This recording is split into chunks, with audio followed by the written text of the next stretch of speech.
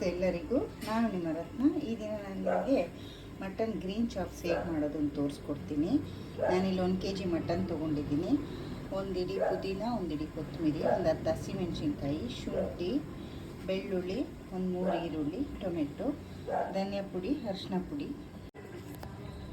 ಜೀರಿಗೆ, ಮೆಣಸು, ಚಕ್ಕೆ, ಲವಂಗ, ಏಲಕ್ಕಿ ಮತ್ತು ನಾನು ಸೋಂಪು ತೊಗೊಂಡಿದ್ದೀನಿ ಒಂದು 10 ಸ್ಪೂನಷ್ಟು. ಈಗ ಇದನ್ನೆಲ್ಲನೂ ಒಂದು ಸಲ ಹುರ್ಕೊಳ್ಳೋಣ. ಇವತ್ತು ನಾನು ಕಾಯಿ ತೊಗೊಂಡಿಲ್ಲ. ಕಾಯಿ ಹಾಕಿದರೆ ನಮಗೆ ಸ್ವಲ್ಪ ಗ್ರೇವಿ ತಿಕ್ಕಾಗಿ ಬರುತ್ತೆ. ಆಪ್ಷನಲ್ಲು, ಕಾಯಿ ಹಾಕ್ಕೊಳ್ಳೋದಾದರೆ ಹಾಕ್ಕೋಬೋದು. ನಾನಿವತ್ತು ಕಾಯಿ ಹಾಕ್ಕೊಳ್ತಾ ಇಲ್ಲ. ಈಗ ಹೇಗೆ ಮಾಡೋದು ಅಂತ ತೋರಿಸ್ತೀನಿ. ಫಸ್ಟ್ ಇದನ್ನೆಲ್ಲ ಹುರ್ಕೊಳ್ಳೋಣ. ಈಗ ಸ್ಟವ್ 1 ಸ್ಪೂನ್ ಬಾಣಲಿ ಇಟ್ಕೊಂಡಿದ್ದೀನಿ. 1-2 ಸ್ಪೂನಷ್ಟು ಎಣ್ಣೆ ಹಾಕ್ಕೊಳ್ಳೋಣ.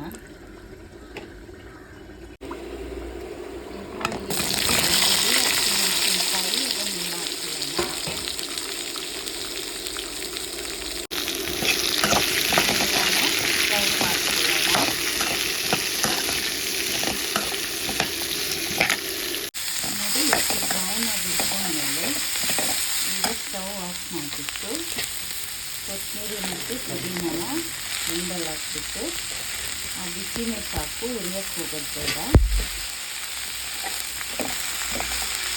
ಮಿಕ್ಸ್ ಮಾಡಿಬಿಟ್ಟು ಒಂದು 10 ನಿಮಿಷ ಆಗುತ್ತೆ ಬಿಸಿಬಿಟ್ಟು. ಆದಾದ್ಮೇಲೆ ಮಿಕ್ಸಿ ಜಾರ್ಗೆ ಹಾಕ್ಕೊಂಡು ನುಣ್ಣಗೆ ರುಬ್ಕೊಳ್ಳೋಣ. ಇವಾಗ ಇದೆಲ್ಲ ಆರಿದೆ.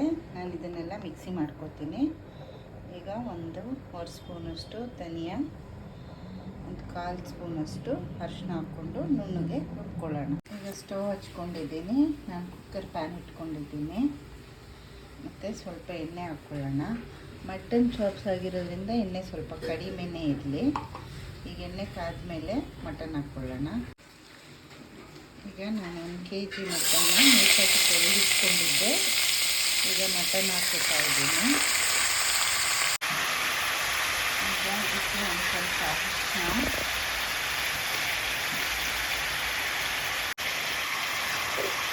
ಮತ್ತು 1 ಸ್ಪೂನಷ್ಟು ಉಪ್ಪು ಹಾಕ್ತೀವಿ.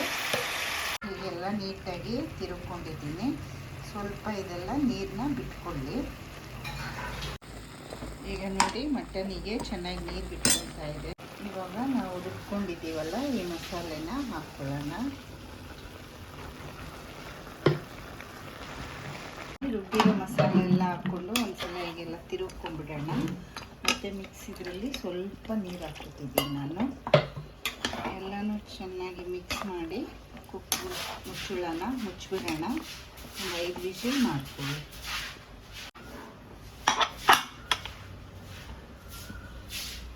ನೋಡಿ ಈಗ ನಾನು ಒಂದು 5 ವಿಷಲ್ ಮಾಡಿಸಿದ್ದೆ. ಈಗ ನಿಮ್ಮದು ಗ್ರೀನ್ ಮಟನ್ ಚಾಪ್ಸ್ ರೆಡಿ ಇದೆ. ದೋಸೆ, ಇಡ್ಲಿ, ಚಪಾತಿ, ರೈಸ್ ಜೊತೆ ಎಲ್ಲ ಚೆನ್ನಾಗಿರುತ್ತೆ. ಬಿರಿಯಾನಿಗೆ ಸೈಡ್ ಡಿಶ್ ಆಗೂ ಇದನ್ನು ನೀವು ಯೂಸ್ ಮಾಡ್ಬೋದು. ನೀವು ಒಂದ್ಸಲ ಟ್ರೈ ಮಾಡಿ ನೋಡಿ.